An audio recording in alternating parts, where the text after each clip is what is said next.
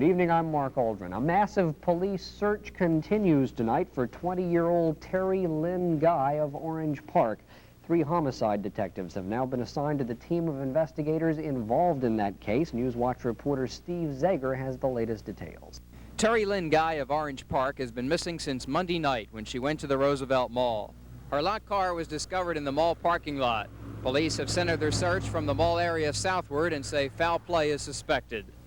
Well, the fact that this girl who's not normally used to staying out of touch, she's used to calling home, telling people where she has been and where she's going. And I think just the fact that the situation occurred as it did, and the fact that we did find some obscene magazines there, I think just an indication that there could be foul play. Police units from Duval, St. Johns, and Clay counties are working on the case. The sheriff's four-wheel drive posse has been searching wooded areas along US 17 on both sides of the St. Johns River. Anyone with information is requested to call the sheriff's department at 633-4111. Steve Zager, Newswatch 17. Legal efforts continued in Jacksonville federal court this afternoon to prevent Monday's scheduled execution of convicted murderer John Spenkelink. Spenkelink's attorneys, William Shepard and Tobias Simon, today filed a motion for a stay of execution. Late this afternoon, U.S. District Judge Howell Melton ruled that the hearing on the case will be transferred from Jacksonville to Tallahassee.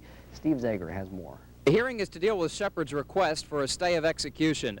Shepard and famed civil rights attorney Tobias Simon filed a motion in federal court here this morning. The motion calls the Florida death penalty racially discriminatory against blacks. Spenkelink is scheduled to die in the electric chair on Monday morning at 8:30 for a 1973 murder. His attorneys are seeking to overturn a Tallahassee circuit judge who has refused to delay the execution. Simon says this case could be a milestone in reinstating the death penalty. We plan to show that by an analysis of the decisions of the Supreme Court and other courts of this state, that the death penalty is being improperly inflicted. It continues to be applied irrationally.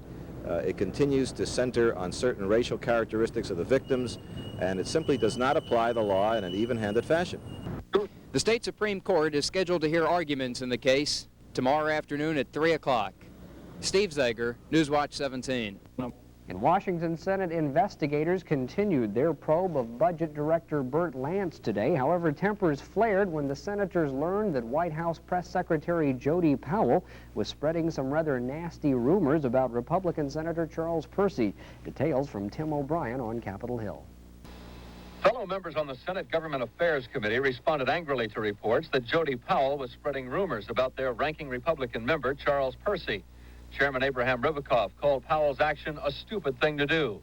Pennsylvania Senator John Hines said the episode smacked of White House dirty tricks aimed at stifling the Burt Lance inquiry. Senator Percy hotly denied Powell's suggestion that he had used a plane owned by Bell and Howell for his personal use, and said the company, which Percy once headed, doesn't even own a plane. The senator also said services by a Chicago bank during his recent campaign had been paid for in full. Percy told reporters he doesn't know why the president's news secretary would do such a thing. I don't know. I just feel that the pressure on Mr. Powell and all of the friends of Burt Lance who have known him for so long to see what is happening to him distresses them. It distresses me, and I haven't known Burt Lance that long. Tim O'Brien, ABC News, Washington. Later in the day, as the criticism over his remarks mounted, Jody Powell called Senator Percy and apologized. White House correspondent David Garcia reports. News Secretary Jody Powell and Chicago Sun-Times Bureau Chief Loy Miller have widely different views as to the intent of Powell passing along the now proven inaccurate information about Senator Charles Percy. According to Miller, Powell referred to Percy as a sanctimonious SOB and said he'd get Percy. News Secretary Powell claims to have no such recollection. Powell insists he was not out to damage Percy's credibility, that he was merely passing along information relating to an issue in the public arena, and that he did not think it would be published unless proven true. At any rate, Powell has apologized to Senator Percy. Powell says getting involved was inappropriate, regrettable, and dumb, and that the president agrees. David Garcia, ABC News, the White House. Space Agency officials from Cape Canaveral are searching for the remains of a Delta rocket that was blown up shortly after launch last night. James Walker was on the scene. Pre-launch preparations had been almost perfect for the on-time liftoff. On top of the American rocket was a European communications satellite with the capability of handling thousands of telephone calls. But a minute after liftoff, with the rocket 12 miles off the Florida coast, a minor explosion occurred in the usually reliable rocket, forcing a safety officer to blow it up. Agency officials said most of the debris burned up in the atmosphere before falling into the Atlantic Ocean. Space Agency officials said the rocket and launch costs, which added up to $17 million, were insured. But the $25 million satellite was not. James Walker, ABC News. Next on News Watch, some bad vibrations between the mayor and the city council, the sound of noise pollution and its effects, and recovery efforts after the flood. Details after this. Why did Kraft call this margarine miracle? Compared to regular margarine, it spreads 36 more muffins per pound. That's a lot of goody. Why did Kraft call this margarine miracle? Whipped to spread 36 more slices of bread per pound. Oh, they call this margarine miracle because it spreads so far and it tastes so light. Kraft called this margarine miracle. 36 more biscuits per pound. That's a lot of good eating. That's why Kraft calls it miracle. This is Roman meal, and there's no other bread like it. The recipe for Roman meal is over 60 years old. It calls for the finest whole grains available, milled in a special way to retain the nutrients as well as the natural whole grain flavor. When combined with other ingredients in the exact amount, you get a good tasting light brown bread with natural whole grain goodness. Roman meal. The Roman Meal Company thought you'd like to know. Hello Monday, it's People Day. This week, People magazine visits Robert Blake. What does Beretta say cost him his marriage and his family? Besides dancing, what was the other reason Cher came to New York? What's new in movies, TV, music, books? It's all in the new People. What rivals the pill for birth control? Get the surprising answer from an expert. What amazing quality in Leo Sayre's voice makes him a pop idol? Get all the answers in People this week and... Take a look at the people in People this week. Residents of Kansas City, Missouri have begun cleanup and recovery efforts following flash floods there that killed at least 20 people and caused millions of dollars in damage. ABC's Bettina Gregory is on the scene. This is the sound of Kansas City today. Pumps working round the clock to get the flood water out. After the flood, there's the cleanup. Shopkeepers labored to put what had been elegant stores and Country Club Plaza back into some sort of order. Most stocks were wiped out. Many owners said they didn't have flood insurance, never any need for it before. Still, they set to their grim task with an upbeat outlook. The crisis is over. You just might as well buckle down and get started. If you don't, you're going to just be back in the doldrums, that's all. The death toll keeps mounting. This is the body of the 20th victim found, a minister from Fairway, Kansas. At the heart of America Trailer Park, here's what it looked like as the floodwater crested. Yesterday, it was above the level of this mailbox. Today, it was gone. But the flood left behind damaged homes and shattered dreams. The Bond family drove back to the mobile home they'd evacuated by boat the day before. They began to survey the damage. Today, the Bonds were numb, almost resigned to their tragedy. Some of their neighbors weren't. How do you feel? Oh, pretty bad this morning. Really. It's everything we had. It just seemed to be gone. It'll take a long time to get things back in shape. Some feel they never will. Bettina Gregory, ABC News, Kansas City. Cleanup efforts are still underway tonight on the Mississippi River near New Orleans, where a tanker struck a navigation buoy, spilling some 75,000 gallons of oil. Larry Lunsford reports. Iberian tanker Atlantic Marquess, loaded with 22 million gallons of medium-grade Arabian crude, struck a buoy just out of New Orleans before daylight. The impact tore a gash in the tanker's side below the waterline, causing 400 to 500 gallons an hour to leak into the river. It wasn't until several hours later and 21 miles upriver that a private citizen noticed the huge amount of oil spreading over the water and notified authorities. Work crews began sealing the hatches with heavy plastic to form a vacuum that would stop the leak, but by the time all was done, about 75,000 gallons had escaped into the river. Pollution cleanup crews were immediately called in to mop up oil pockets that began forming along the banks. Small towns on the river are protecting water supplies by using booms to keep the oil from entering the intakes. The Coast Guard says the 840-foot tanker was taking on a small amount of water, but it's not in danger of sinking and was allowed to continue to the Shell refinery to unload what's left of its cargo. This is Larry Lunsford in New Orleans. Hundreds of medical experts from throughout the country are gathered in Washington this week to discuss a controversial issue, breast cancer detection programs. Science editor Jules Bergman has more on that. A tiny lump or series of dots in a breast, often the first signs of cancer. Hand examination frequently misses it. That's the value of the mammogram, an X-ray of the breast. Dr. Philip Strax. The big value of a mammogram is that it can find a cancer when it's at this stage, very tiny, shows up with just a few little dots and not a lump. And this is a curable cancer. But doing the mammogram involves X-rays, and almost all doctors are worried about the use of any X-rays these days.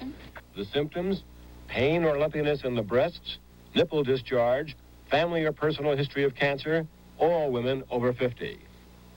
But there is strong disagreement among doctors, many of whom claim that any radiation is dangerous.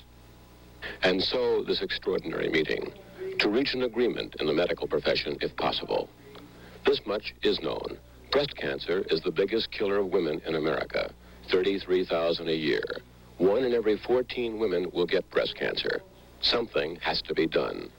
This is Jules Bergman, ABC News, at the National Institutes of Health, Bethesda. Here at home, Jacksonville Mayor Hans Tanzler and the City Council may be coming head-to-head on some issues in the future due to the Council's override of one of the mayor's vetoes. Newswatch intern Tony Piccolo has details. In today's department head meeting, Mayor Hans Tanzler complained about the City Council overriding his veto on a zoning ordinance. The mayor had sent a written notice to the council, but his request went unheeded, and last night the council voted 18-1 against his wishes. Well, the mayor had been trying to prevent a change in zoning in a residential district, but council members say zoning is their business and the mayor should stay out of it. In this case, the mayor did not agree. But I am going to endeavor at least to examine them a little more closely and actually go out and look at the sites and so forth before making decisions. And if that sits uncomfortably with the council, then they can certainly change the procedures, and that's all right with me. The mayor's veto decision came from the recommendations of Jacksonville's planning staff. They'd wanted to protect an area around the Minute Mart, already zoned as a commercial neighborhood, from becoming commercial general. If it happened there or in other areas, then almost any type of business could move in next to people's homes. Well, the council changed the zoning anyway, and the mayor says from now on, if the council doesn't pay closer attention to the advice of the planning staff, the mayor will take a close look at why. Anthony Piccolo, Newswatch 17. A new law may be forthcoming that would help limit the amount of noise pollution in Jacksonville neighborhoods. Mike Lyons has details. The city's Noise Pollution Control Division will attempt to find out if Jacksonville residents are bothered by noise pollution and whether they are willing to pay for the city to do something about it. Volunteers are conducting the survey developed by the University of North Florida in conjunction with Noise Control.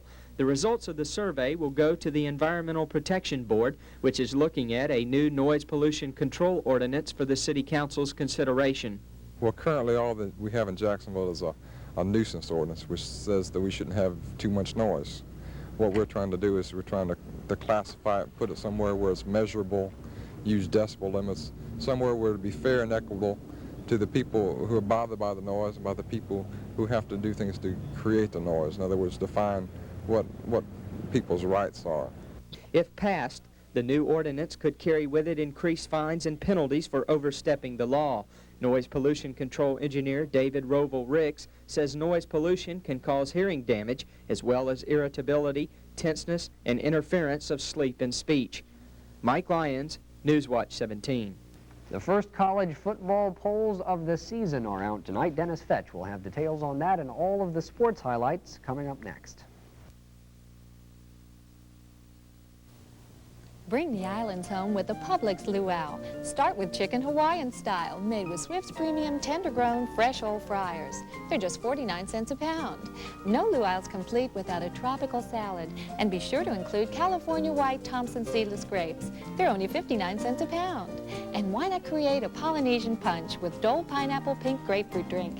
The 46-ounce cans are a big bonus buy at 39 cents each. At Publix, where shopping is a pleasure. Come on and taste a real good time at Valley's. Come on and bring the family down to Valley's. It doesn't cost a lot to taste the best we've got. Everything's fresh here. The menu's the best here. Come on and taste a real good time at Valley's. At University Boulevard, exit of I-95 on the south side of Jacksonville. Whether you buy or just browse around, it's always fun to visit Handy City. You'll find great specials, too, like these wrought iron window guards to protect your home. The 3-bar guard is sale priced at $6.49. The 4-bar, only $8.49, and the 5-bar guard is $10.49. Super one-coat acrylic latex exterior house paint. Handy City's finest Gold Label is just $6.99 a gallon. And matching Gold Label house and trim paint, only $7.99, a $5 savings through Tuesday at Handy City, where you get custom color paint tinting free. Dennis, the first football polls of the season. I assume the Gators are on there somewhere. That's right, they are. They managed to break the top 20 of that in spite of the fact they still haven't played a ball game. The first major college football polls of the season are out, and they both agree on the top 2 teams. ABC's Bill Rice reports. The AP and UPI polls rank Michigan as the #1 team in the nation. The Wolverines crushed Illinois 37-9 in their season debut. Southern California holds the #2 spot in both polls. The AP has Notre Dame 3rd and Alabama 4th, while UPI reverses them. Oklahoma, rated #1 in the preseason survey, dropped to 5th on the AP list after struggling to a 25-23 win over Vanderbilt. Ohio State takes 5th in the UPI rankings. The AP's top 10 is rounded out by Ohio State, Texas A&M, Texas Tech, Houston, and Penn State. UPI puts Oklahoma 6th, followed by Texas A&M, Texas Tech, Penn State, and the Maryland Terrapins. Bill Rice, ABC News. The Florida Gators are ranked number 15 on the AP poll and number 19 on the UPI poll. Taking a look now at college football around the state, Florida A&M will meet its first conference opponent this Saturday, and Coach Rudy Hubbard says the game will determine how good his team is. The Rattlers will meet Albany State. In last week's contest, FAMU downed Howard University 28-6. Meanwhile, the University of Miami travels to Georgia Tech this weekend. Miami will try to bounce back from a 10-0 defeat at the hands of 5th-ranked Ohio State. In other action, the FSU Seminoles will take on Kansas State, and 19th-ranked Florida will open its season against Rice. Fans of the Tampa Bay Buccaneers may have found a hero in young Randy Hedberg. The rookie quarterback moved from 4th string to a starter with dizzying speed. Injuries took out the first 2 Bucs quarterbacks, and the third was cut after a poor game. Then Hedberg led the Bucs in an upset win over the Baltimore Colts last week. Now T-shirts bearing his initials are appearing in Tampa. They're emblazoned RH, Positive Bucs Transfusion. Just a year ago, Hedberg was at Minot State in North Dakota, playing before crowds of 3,000. Meanwhile, contract troubles continue in Bloomington, Minnesota, where top offensive guard Ed White is snarled in a dispute with the NFL Vikings. He wants his contract renegotiated, and he walked out of training camp a few weeks ago. The Vikings open the regular season against Dallas on Sunday. The Baltimore Colts, however, couldn't be happier. A spokesman for the team says All-Pro defensive end John Dutton has ended his 2-month holdout and will report to training camp. But Dutton apparently still has not agreed to a contract. Dutton is reporting at the request of his agent. Despite being without agreement, Colts general manager Dick Szymanski has called Dutton's demands unacceptable. The New York Yankees beat the Boston Red Sox in Yankee Stadium last night. The 4-2 victory puts the Yankees 2.5 games in front of Boston in the Eastern Division of the American League. WABC's Sal Marciano reports on the battle for first place. Boston led New York 2-1 in the Yankees' 5th when Mickey Rivers drove Mike Paxton's first pitch over the right field wall. Rivers' 2-run homer, his 11th of the season, put the first-place Yankees ahead 3-2. A record crowd of more than 55,000 jammed Yankee Stadium for the first of 3 games this week between the rivals who have traded first place all summer long. Jim Willoughby replaced Paxton with 2 out and Reggie Jackson at first base later in the inning. Chris Chambliss just missed a home run to right field. Because of the long carom, Jackson scored from first base. Chambliss's double put the Yanks ahead by 2, 4-2. After the Yankees' 3-run 5th, no more scoring, and Rivers bailed out Yankee starter Ron Guidry in the 9th inning with a running catch of a blast off the bat of Carlton Fisk. Guidry struck out 9, allowed just 5 hits, a 4-2 final. The Yanks lead the second-place Red Sox by 2.5, the idle third-place Orioles by 3. Sal Marciano for ABC News. Taking a look now at tonight's Major League action. First in the American League, Baltimore shaded Toronto in the first of 2 games, 6-5. Baltimore leads the nightcap 2-0 in the second inning. They now move into second place ahead of the Boston Red Sox. The Tigers topped Cleveland in the opener of their twin bill 5-3. The Indians lead the second game 1-0. The Yankees continue to pull away from Boston, downing the Red Sox 2-0. Kansas City took the first of 2 from Oakland 5-2. The A's trail in the nightcap 4-2. Minnesota is on top of the White Sox 3-0 in the fourth. Texas nipped California 2-1, and Milwaukee is at Seattle. That game starting late. Over in the senior circuit, it's the Cubs 2, Montreal 0 in the seventh inning. The New York Mets blank Philadelphia 1-0. There's no score on that Pittsburgh-St. Louis game. It's been rain delayed. Out on the West Coast, it's Atlanta at San Diego, Cincinnati at Los Angeles, and San Francisco entertains Houston. The top-seeded team of Bob Hewitt and Fru McMillan have advanced to the second round of the U.S. Pro Doubles Tennis Championships in Houston. They moved up a notch in the $125,000 tournament with a 6-4, 6-1 victory over Rick Fisher and Russell Simpson. The fourth-seeded duo of Stan Smith and Bob Lutz also advanced, defeating Mike Estep and John Whitlinger, 6-love, 6-3. Second-round matches will be played tomorrow with the final scheduled for Sunday. When the America's Cup yacht races resume tomorrow, the U.S. will be going in with a 1-victory edge in the best-of-7 series. ABC's James Walker reports on America's Courageous and its victory over Australia in yesterday's opening race. Courageous' skipper Ted Turner won the race the hard way, coming from behind. He lost the start, but within 10 minutes after some crafty sailing, he had the lead. And from then on, the only question was the margin of victory. Turner increased his lead, finally crossing the finish line 1 minute and 48 seconds ahead of Australia. Later, Australian skipper Noel Robbins said he was not discouraged by the defeat. We lost this one. We've lost before. We try not to make it a habit, and so we'll be out there next time. Courageous skipper Turner could hardly hide his glee, and he was quick to share the praise with his crew.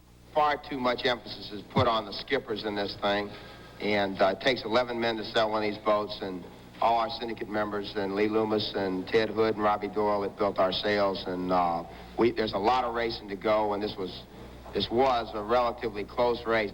With the news conference over, it was time for Noel Robbins to think about the future. He's asked for a day off for Australia, so the competition resumes on Thursday. James Walker, ABC News, Newport, Rhode Island. In other sports news today, the Buffalo Braves of the National Basketball Association signed 7-foot center James McDaniels as a free agent. McDaniels, who played last year in Italy, was formerly a member of the Los Angeles Lakers. And former heavyweight boxing champ Joe Frazier says Muhammad Ali has offered him another shot at the heavyweight crown. Frazier says no date has been set. We just shook hands. Ali fights Ernie Shavers later this month in New York. Locally, the Jacksonville Recreation Department is ready to kick off its adult flag football season. Deadline for registration is September 23rd, and interested teams should phone 633-2660 for more information. Also, the Georgia Bulldog Club will hold their first weekly meeting of the new season tomorrow night at 7 o'clock. And Mark, that's sports. Thank you, Dennis. It was definitely not business as usual today for the employees of a local finance company. It happened about 10 in the morning. The people at Dial Finance were going about their business when all of a sudden a car crashed through the front of the building.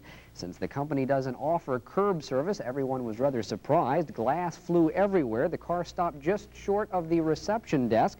The driver, William Sweet, climbed out of the auto. He said he meant to hit the brake, but his foot slipped and he hit the accelerator instead. No further explanation was needed after that. There is still no word on whether or not the guy got his loan. Next, we'll check the weather outlook for tomorrow, so stay with us.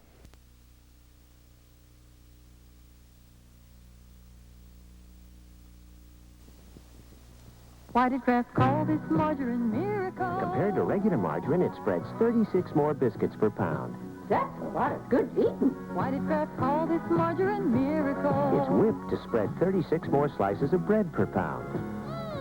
Oh, they call this margarine miracle because it spreads so far and it tastes so light. Kraft called this margarine miracle. 36 more rolls per pound.